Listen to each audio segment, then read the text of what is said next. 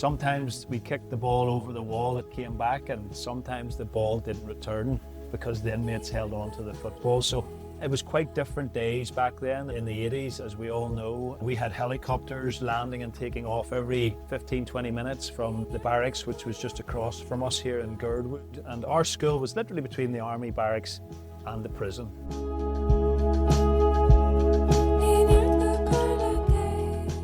That's John Kelly, CEO of McConnell's Irish Whisky, based in Belfast's Crumlin Road Gaol. And I'm Martin Nutty. And I'm John Lee. Welcome back to Irish Stew Gets Lost in Belfast, made possible by the support of our good friends at Tourism Ireland. So, on our last day in Belfast, we kicked off our morning with a leisurely buffet breakfast at the Grand Central Hotel. Whisky was had with my porridge, or oatmeal if you're an American listener.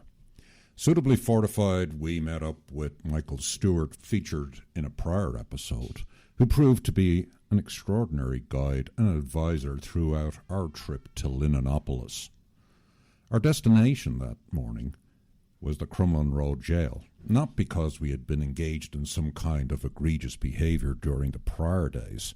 No, that forbidding Victorian prison has now become a tourist destination, which also happens to be the home of McConnell's Irish Whisky, and we were on our way to meet John Kelly, the CEO of that venture.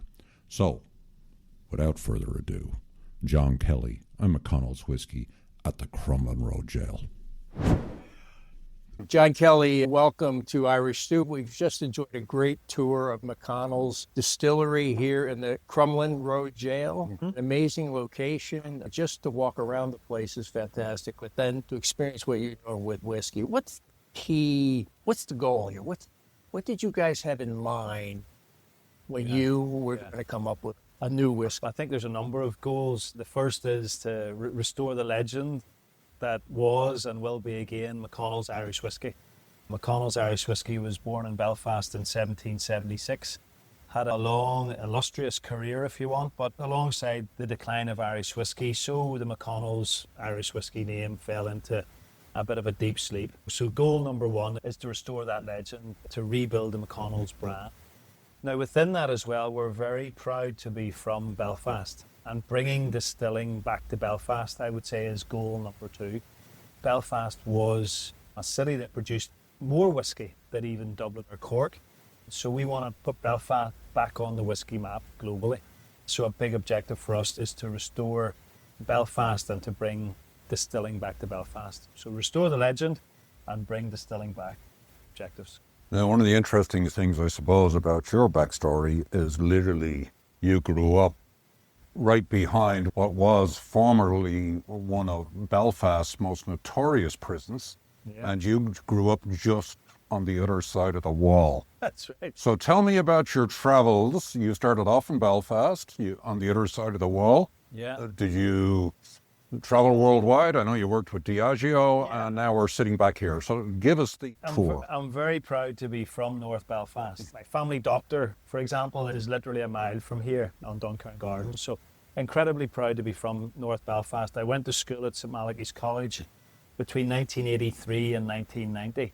And back then, the Crumlin Road Gaol, literally just over the prison wall, was a fully alive and functioning prison.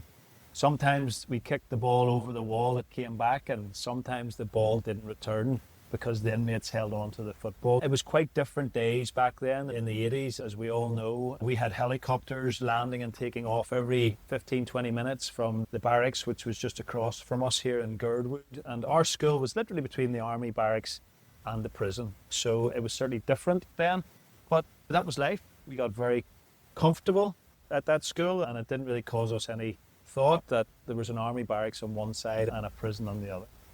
I left the school in 1990. I did a degree in advertising and marketing. I joined Diageo, Guinness as it was then, in 94. I spent 22 years working with Guinness and Diageo in Ireland and Europe. I ran their Middle East, North Africa business for 6 years, based in Dubai, with my wife and our 4 kids. So I guess my journey Then the industry took me to a couple of continents there in terms of Europe and the Middle East. I left Diageo in 2017, great company, huge amount of respect, but I wanted to get into Irish whiskey in a big way. Came back to Ireland, worked for an Irish whiskey company in the south of Ireland, and then I got approached about this job, and the project hadn't really got started across all three pillars. We had launched the brand, but we hadn't built the distillery. We didn't have our brand home. And I remember talking to my wife and saying, bit of a risk, what do we do? And she said, John, if you don't do this, someone will, and you'll forever regret not taking the challenge on. So in March of 2021, I'm delighted to say that I joined Belfast Distillery Company and the team that's restoring the legend and bringing distilling. Yeah, I know we talked earlier, there were 3 or 4 break points which drove a successful distillery to be dissolved. So what were those causes? Yeah, there was probably 3 main causes for the decline of Irish whiskey and the decline of many brands within the category. The first of those was innovation, and it was the launch, if you want, of the column still or the Kofi still. The Irish rejected that, the Scots embraced it. It's a more cost-effective way of producing whiskey or producing alcohol. The Irish didn't want to do it, the Scots embraced it, and that meant that they could produce whiskey more quickly, more cheaply, and sell it at a better price. Cause number 1, the innovation of the column still. Cause number 2, geopolitical turmoil. We had the 1916 Rising here in Ireland.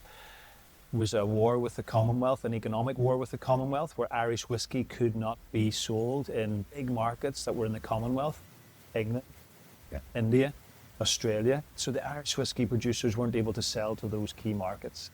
World War I particularly, a lot of American soldiers were over here. Scotch was on the rise. Those guys brought back Scotch whiskey to the USA. So that was cause number 2, that kind of geopolitical turmoil. Cause number 3, in 1919, the beginning of prohibition in the States. And that was probably the final nail in the coffin. And not just because Irish whiskey wasn't being sold, which was bad enough, but a counterfeit legging operation was happening at the detriment, let's say, of Irish whiskey, because cheap counterfeit booze was being labelled Irish. And those 3 things, innovation, global turmoil and prohibition, really brought the end of the category. And we dropped from hundreds of distilleries down to 4. Let me ask you about reviving a brand, because we had an episode with a guy named Michael Mead who went in to revive an old beer brand in Kilkenny, Sullivan's.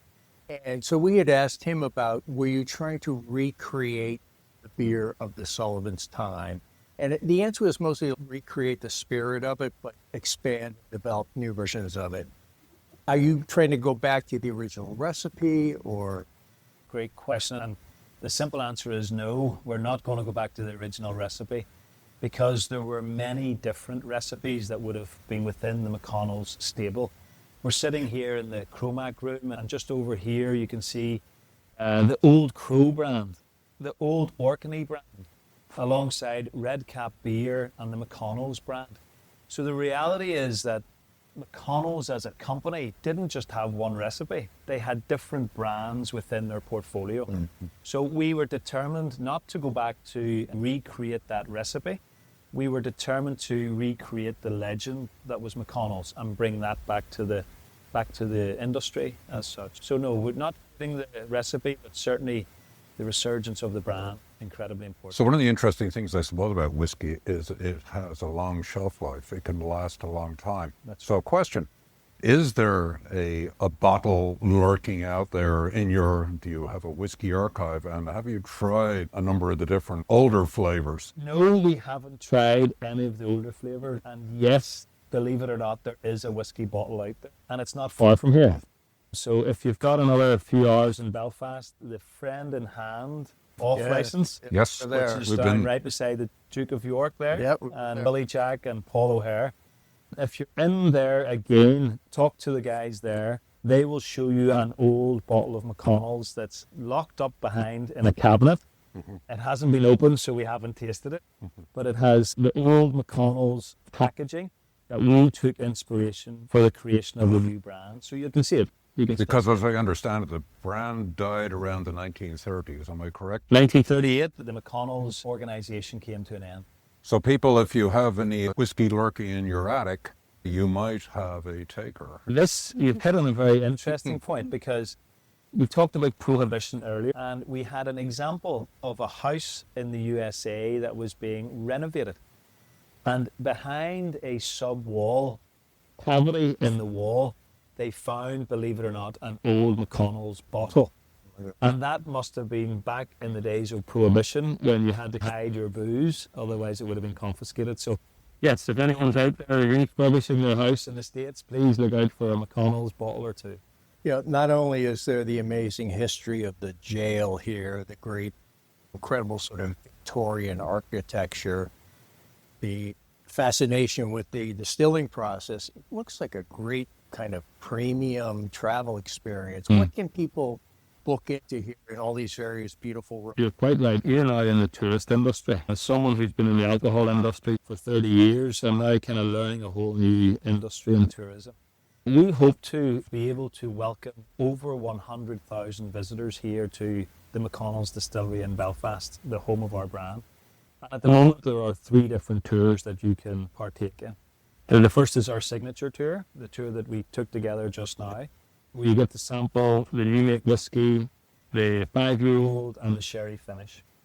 And then there's a second tour where you come into this wonderful room that we are now, the Chromac room. It's an extra 30 minutes on top of the 1-hour tour, and you get to taste another couple of whiskies, our 20-year-old single malt and a cask strength example of our sherry finish, but at a cask strength. So that's the signature tour and the connoisseur tour. And then in addition to that, for a slightly different audience, we have the cocktail experience room. So for people who want to kind of come and have a fun night out, a lively night out, and maybe a different generation who want to kind of shake some cocktails, we have the cocktail experience room just across the way. Alongside that, we have our cafe downstairs, we have a fully functioning bar upstairs, and obviously we've got our retail space. So 3 tours, bar and events, cafe and retail. So lots to be done at the McConnell's Distillery. I have to say that this experience blew me away because it's so unexpected.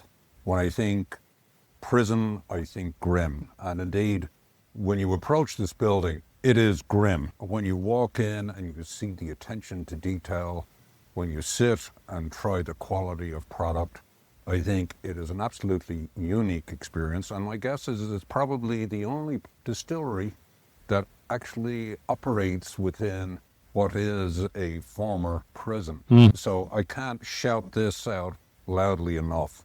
The only legal distillery that operates. Exactly. Only legal distillery, indeed. There have been many illegal distilleries in many prisons globally, but this, we believe, is the only legal distillery approved by HMRC in a prison, so yes. So let's end the episode with a little clinking of the glasses. Sláinte. Sláinte. Thank you for the Sláinte. hospitality. Thanks, gents. Thank you. You know, there's something beautiful in today's episode about having Michael Stewart from the Shankill Road take us over to meet John Kelly from the Falls Road at a jail, and to be there for the happy purpose of looking at to see how whiskey is made. I know there's a lot of progress to be made, but it's good to see the kind of progress symbolized by what we experienced that day. Yeah, I couldn't agree more. And I can't say I know exactly what my expectations were heading over to a distillery housed in a Victorian jail. Let's just simply say they were vastly exceeded. And on any journey, one has to make decisions about what to see. This, in my view, was a really happy one. So, a big thank you to John Kelly and the wonderful folks at McConnell's. And speaking about travel and making informed decisions, thanks again to Tourism Ireland for their support in making our Lost in Belfast series possible.